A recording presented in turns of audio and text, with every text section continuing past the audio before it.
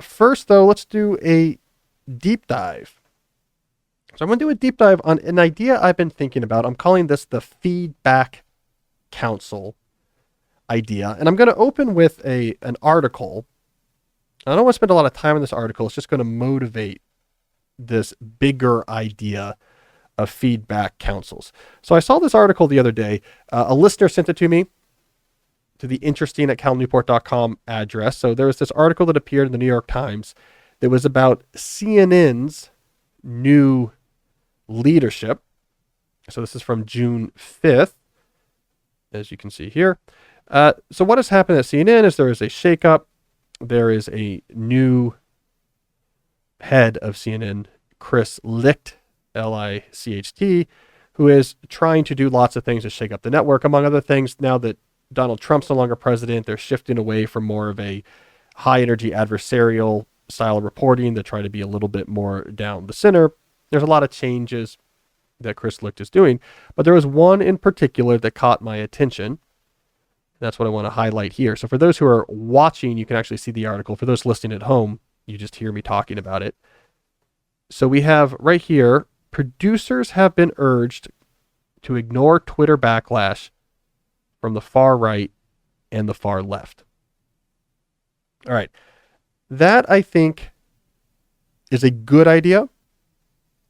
I want to explain why I think it's a good idea, because it will give us some ideas about how the rest of us should be thinking about living our lives in a digital world, whether or not we run a network. So to explain why I think that's a good idea, let's start with the notion of feedback more generally, and in particular, the role of feedback for human beings. Human beings are wired, neurologically speaking, to take feedback from other human beings very seriously. We pay a lot of attention to it. It has a lot of effect on how we feel. So we're very wired for this. Then there's two good reasons for this from an evolutionary perspective. One is tribal cohesion. So when you can watch and monitor very carefully the reaction of people around you to what you're saying, it allows you to adjust what you're saying in such a way to try to maintain social comedy, to maintain positive affect between people. You see the body language show, I'm going into dangerous territory here. You pull back a little bit. This helps keeps tribal groups happy amongst themselves. Now, I talk about the neuroscientific backing for how this happens a little bit in my book, Digital Minimalism. I get into how much of our brain is actually dedicated to processing all these complex input channels that come from person-to-person interaction. But the high-level summary there is we monitor the people around us while we are talking, and we take that feedback very seriously. It's very affecting. The other advantage of feedback from other humans is that it extends our ability to cogitate beyond just our own brains. Now, if there's a group of people, getting feedback from other people in the group on a plan, on an idea, on an initiative, allows you to essentially tap into the cognitive potential of these other brains, forming a larger collective brain that is more nuanced and smarter than any one brain potentially in isolation. This was a great trick of evolution.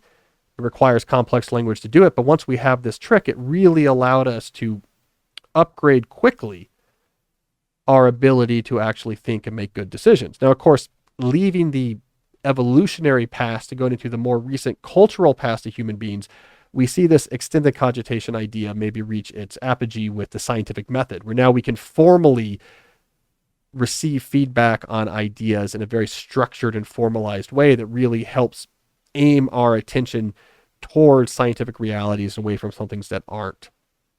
So again, getting feedback from other people is a huge part of the human experience. All right, so we take it seriously. Our brain cares about it. The issue with the social internet, and in particular, the more recent last 10-year rise of widely used social media platforms on the social internet, is that it introduced into our cultural ecosystem new forms of feedback. Feedback that we did not have access to before, feedback that is of a decidedly different character than the type of feedback that our brain has been wired to take very seriously. So there's really two things that differentiate the feedback you get from, let's say, Twitter or Instagram versus what you would get from your tribe 100,000 years ago. One it's a biased sample.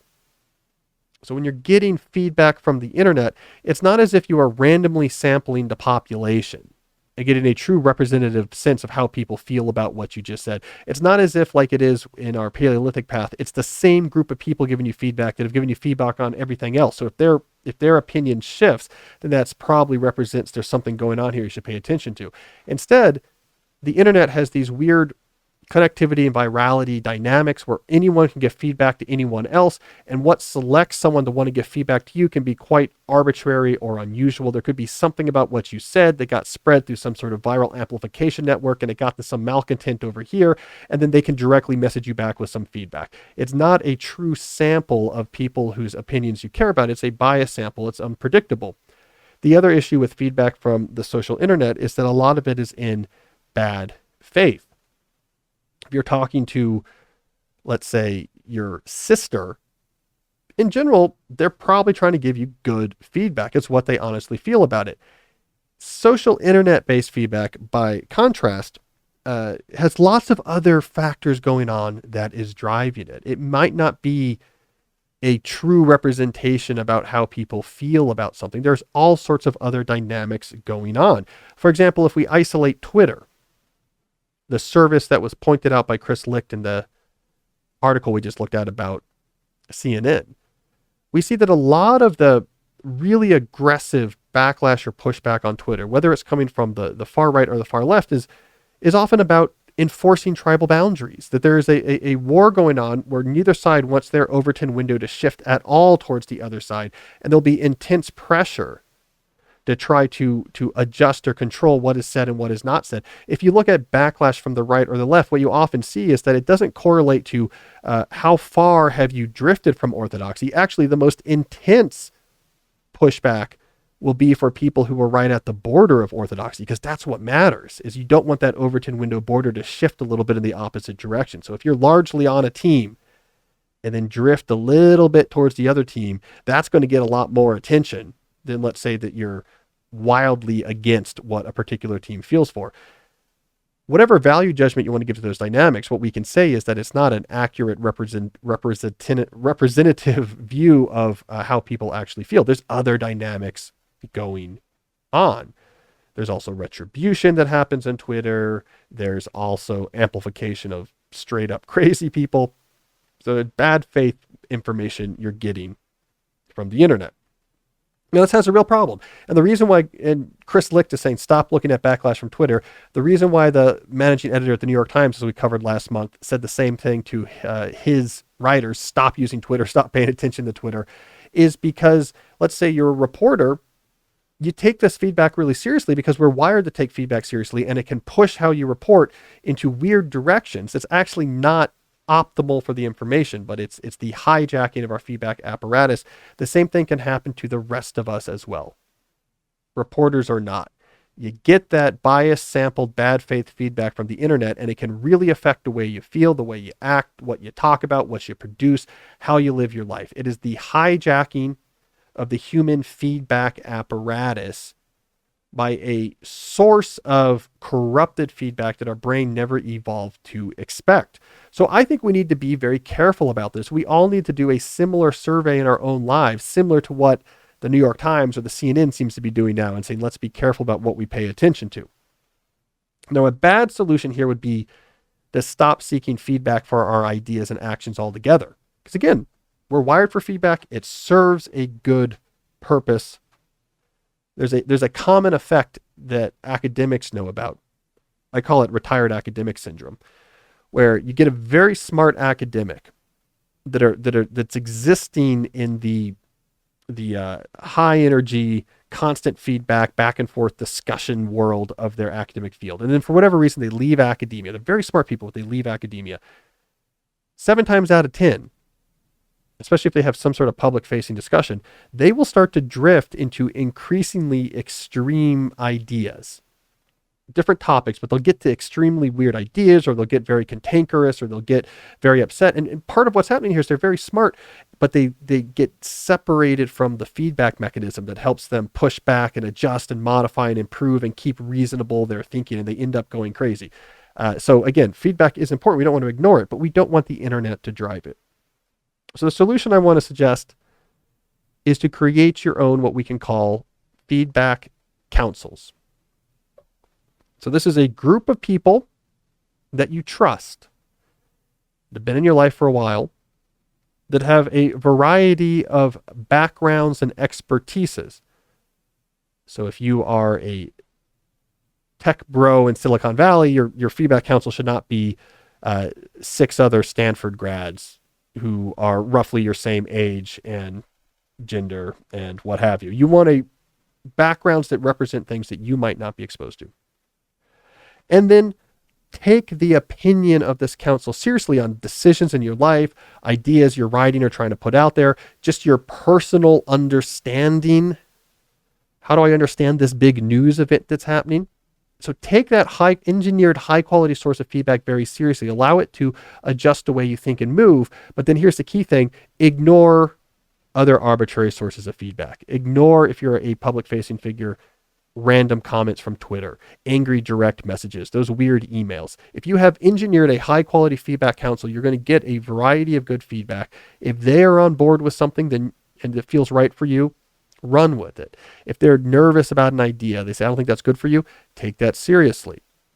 If they say, hey, this thing you're writing about, I don't think you realize that it's going to come across to people like me as being kind of dismissive or offensive, take that seriously. Now, I think companies should do the same thing at a much larger scale. They should have large representative panels of people that are relevant to what their company does, their stakeholder, their customers, their shareholders, etc. They should take the feedback from this very seriously. And the flip side is they should ignore Twitter.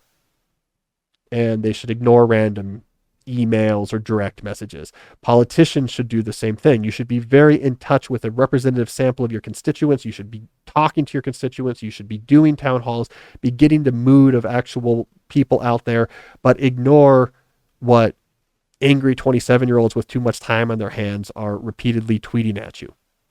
That's not real life. That's bias. That's bad faith. You need feedback. Your brain craves feedback, but it's got to be good. So anyways, that is my idea. Something we don't talk enough about. Our brains take feedback seriously.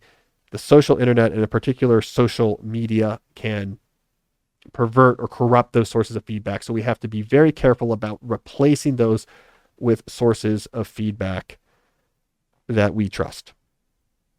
So there's my concept. So for people with not a whole lot of diversity in their social council, what do you suggest?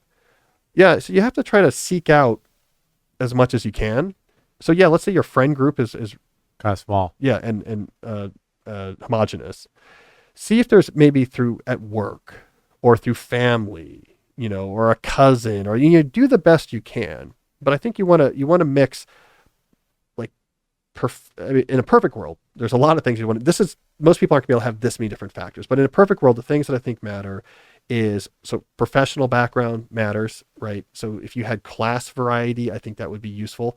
So it's not just, let me talk to a bunch of other dual income, upper middle class government worker families. Like, can I talk to someone who has a completely different type of job? Geographic diversity probably matters. I think people feel differently if you live in a suburb, in the middle of a city, in the country. That might matter. I would say gender and racial identity probably really matters. I mean, gender obviously is a huge one. Women and men think very differently about things and don't always understand each other. And then probably age.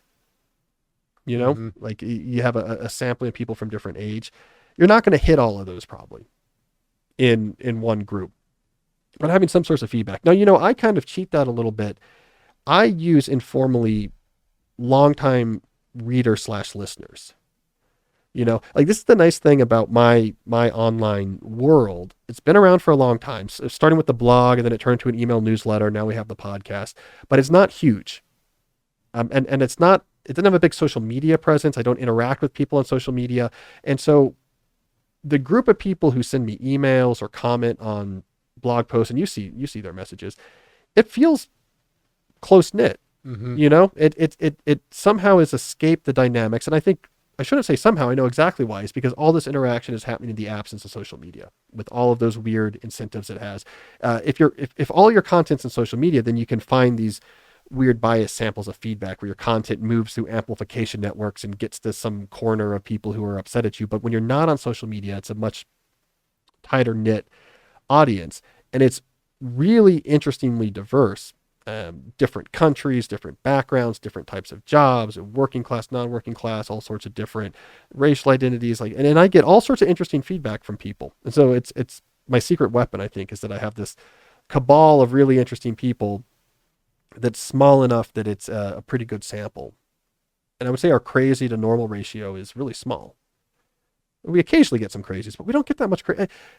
Do you know any retired professors who have done this to not go crazy? They should. It really is common. Because the problem about being a professor is you're smart, so you can convince yourself. It's completely reasonable to you. That's why they get conspiratorial. It's completely reasonable to you that you could figure something out that no one else understands. And if you don't have that feedback saying, yeah, that might be true, but you've kind of gone off the deep end on this one. Without that type of feedback, they end up in crazy places. Like, being smart is a problem when it comes to conspiratorial or weird thinking. They either get conspiratorial or they get cantankerous and just kind of mad at everyone, you know? So if I ever retire from academia, if I start going on about contrails and radio transmissions of my fillings, someone's got to intervene.